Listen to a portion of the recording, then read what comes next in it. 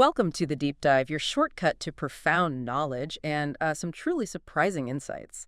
This is Deep Dive number 13 in our special series, Wisdom Unveiled, where we explore these timeless philosophical and mystical concepts. And today, we're continuing our journey into the extraordinary world of the 12th century Persian poet and mystic Feridun Attar Nishapuri. His profound ideas, well, they offer immense depth for anyone seeking understanding, even today, Absolutely.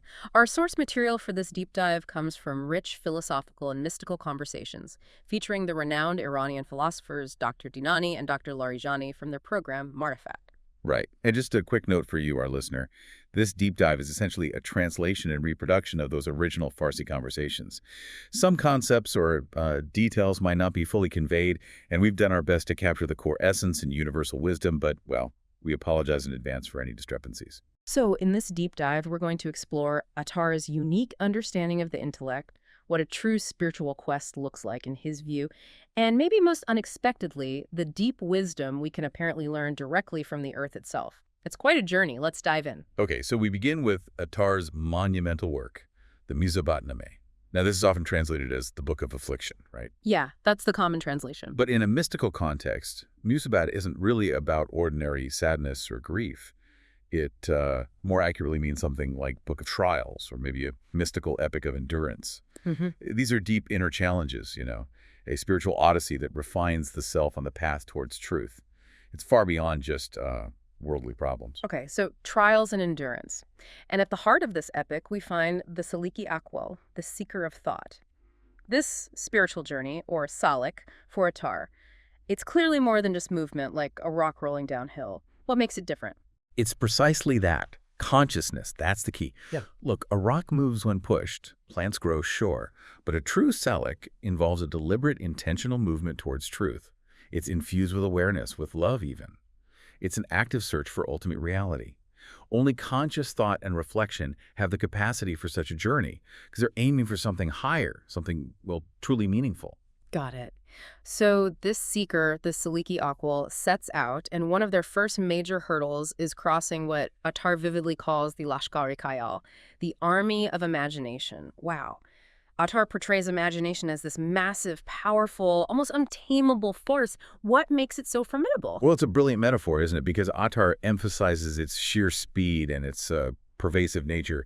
He famously said something like, nothing on earth moves as fast as imagination. Right. It can just overwhelm us. And he warns that being captive to bad imagination isn't just harmless daydreaming. It's not that at all. No, definitely not.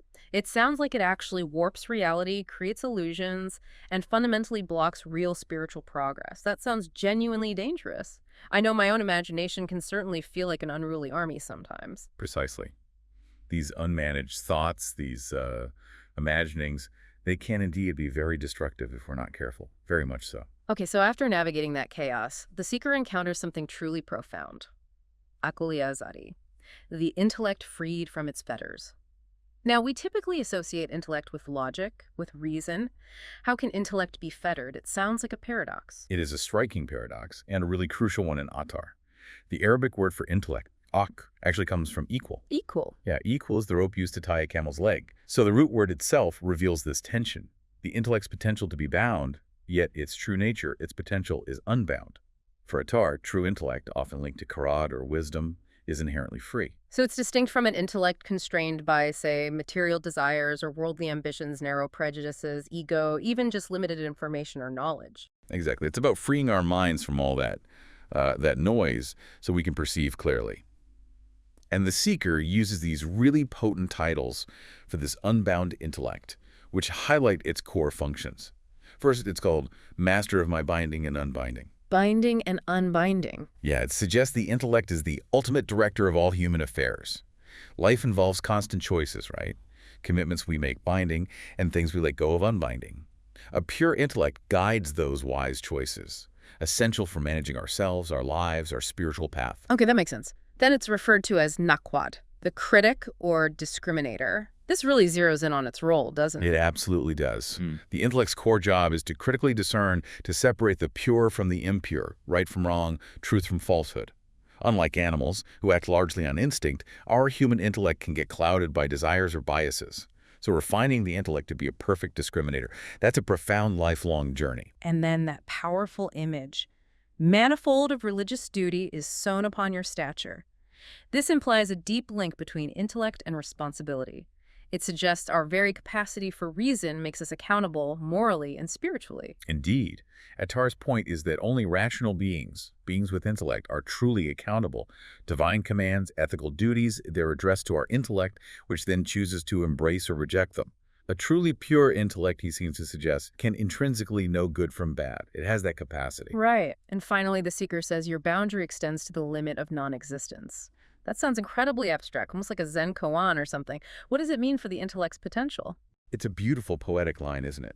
Imagine the intellect like a light that illuminates everything that is, everything within existence. When Attar says its boundary extends to non-existence, he means that within this vast expanse of being, there's no inherent limit to what the intellect can explore and understand.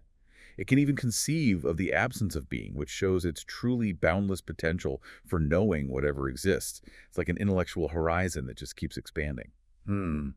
That journey into the unfettered intellect reveals its immense power. It really is the director of our lives, potentially. Yet even this boundless intellect seems to encounter a profound distinction, one that perhaps defines the very scope of its understanding. The idea of kun, or essence, versus wash, its aspect or appearance. Yes, this is a very important point Attar brings up, often discussed in these philosophical conversations. He implies that while our intellect can roam boundlessly within existence, exploring the how of things, their wash, their outward appearance, their function, it often hits a kind of veil. It struggles when it tries to grasp the ultimate kun, the true intrinsic essence of a thing, the what it fundamentally is. So, okay, like we can understand how a clock works, all its gears and springs, that's its watch, but we might not grasp the deep essence of time itself, its kun. Is Attar pointing to a fundamental limit of human comprehension here? He certainly seems to be. Think of science, for instance. It's brilliant at understanding the wash of matter, how it behaves, its properties, its laws. But does it tell us what matter truly is at its absolute most fundamental level, its kun? Probably not. Or consider psychology. It studies behaviors, thoughts, emotions, the wash of being human. But has it truly nailed down the ultimate kun of consciousness itself? That's a big question. It is. Or profound experiences like love or beauty. We experience their powerful effects, their wash. But their deep essence, their kun, often remains a mystery that can't quite be pinned down or quantified. Our intellect is incredible for understanding how things work, how they appear, how they relate, but it seems to hit this inherent limit when trying to grasp the absolute, what they are. Okay, but then perhaps even more surprisingly, after taking us to these, soaring heights of intellectual exploration, Attar suggests that profound guidance doesn't just come from abstract thought. He points us downwards to the earth itself. That feels unexpected. It's quite a remarkable shift, yes. It's down to this dialogue between the seeker and the earth in the Mysticism. And reading it today, it feels incredibly current, almost like an ancient echo of our modern ecological awareness. The earth identifies itself paradoxically, both as passive raw material, something to be shaped, and as the keeper of nature's deepest secrets, holding life and wisdom. And what's really striking is the Earth's lament, its complaint almost. It expresses feeling overlooked, even treated with contempt by humanity, talking about how we disrespect it, pollute it, constantly return our dead to it. It's quite poignant. That's a heavy truth, isn't it? Yeah. Yet despite this mistreatment, the earth continues to yield fruit, to nurture life. It's portrayed as this unending act of unconditional love and sacrifice. Attar seems to be warning us, even centuries ago, that our ecological problems stem directly from this fundamental disrespect, this lack of seeing its value. Wow. And then the earth offers this powerful challenge to the seeker. How can you find life from a dead heart? Become alive within me that you may find a result. What does that mean, become alive within me? It urges us to cultivate the earth's own virtues within ourselves, doesn't it? What are these qualities? Exactly. Attar, through the earth voice, highlights three main qualities we should cultivate. First, there's hilm. Hilm. Deep forbearance, profound patience. This isn't passive resignation, mind you, but active, unwavering steadfastness, like the earth enduring winter, just holding steady. Second, kushki.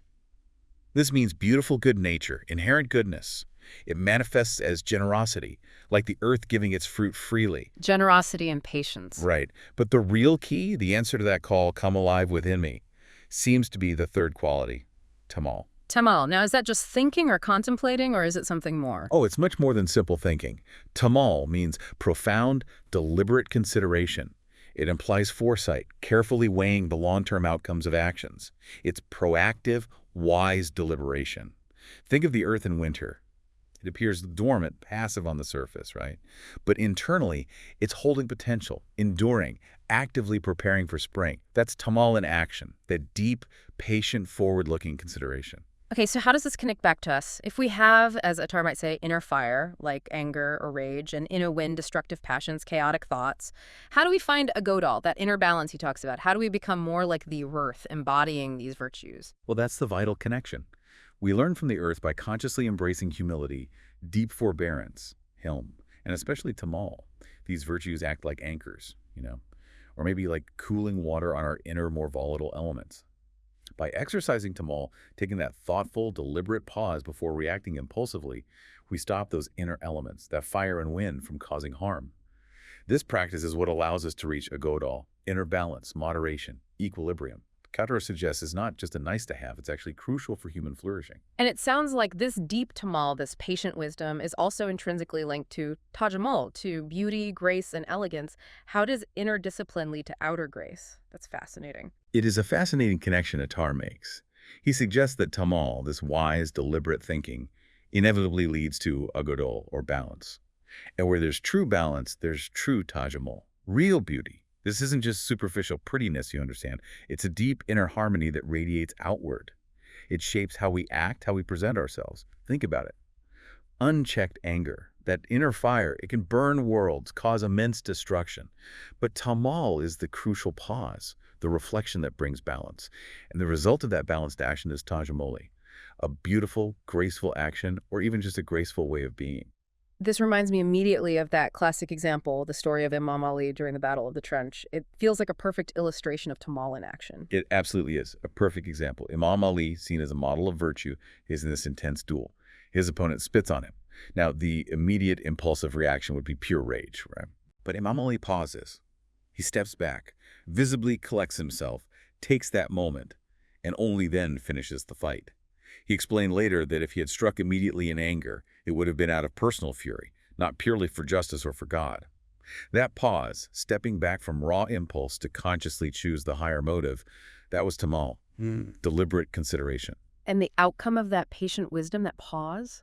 The result was tajamoli. Yeah. He was recognized immediately and down through the centuries as an act of incredible grace, profound integrity, and amazing self-mastery. It showed that true power isn't brute force, but control and intention. And Attar adds this interesting point, that an idea or action truly born from tamal becomes almost indestructible. It gains a kind of timelessness because it's a considered principled act, not just a fleeting reactive impulse.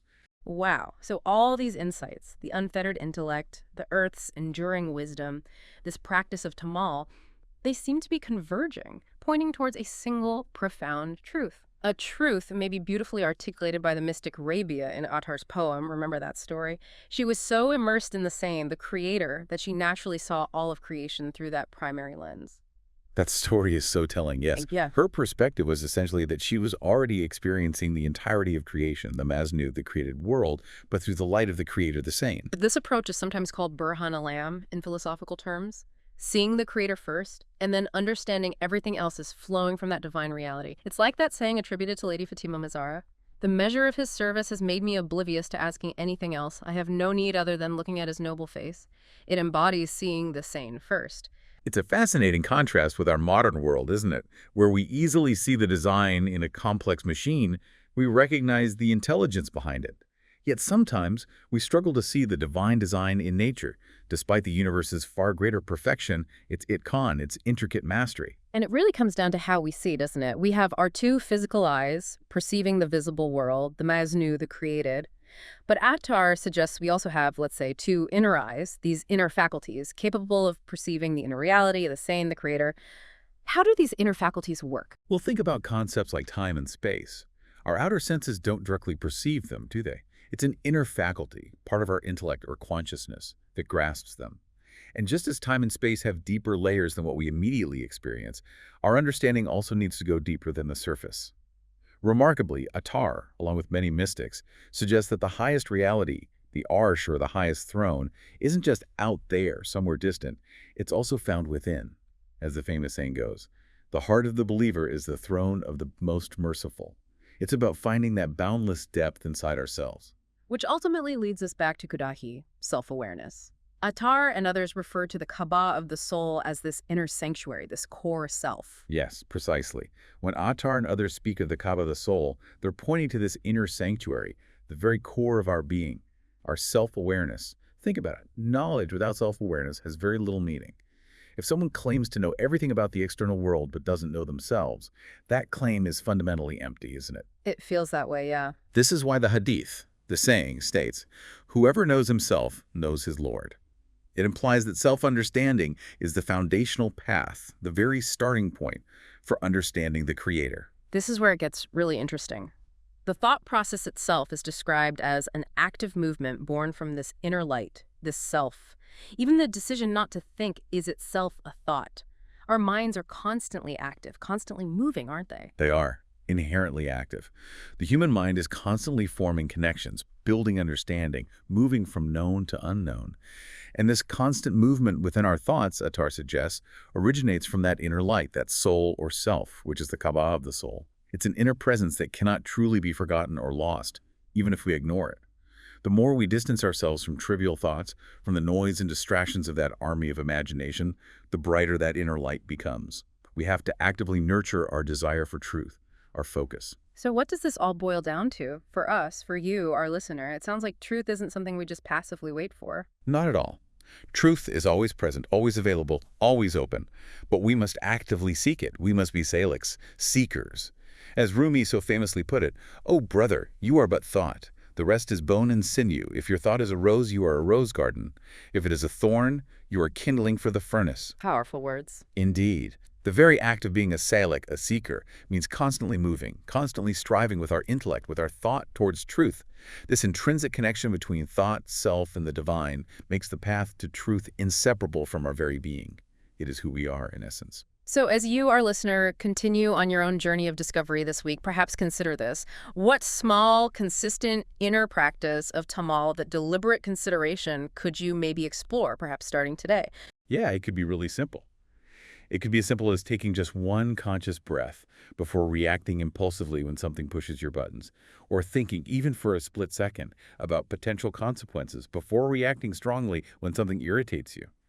How might that small inner discipline, that kind of internal pause, like the one Imam Ali took, how might that actually lead to more outer grace, more tajamoli in your daily interactions? And maybe consider how truly embracing these earthly virtues, that deep patience, that hilm, that forbearance, that deliberate wisdom of tamal, might bring more agodal, more balance and moderation into your life.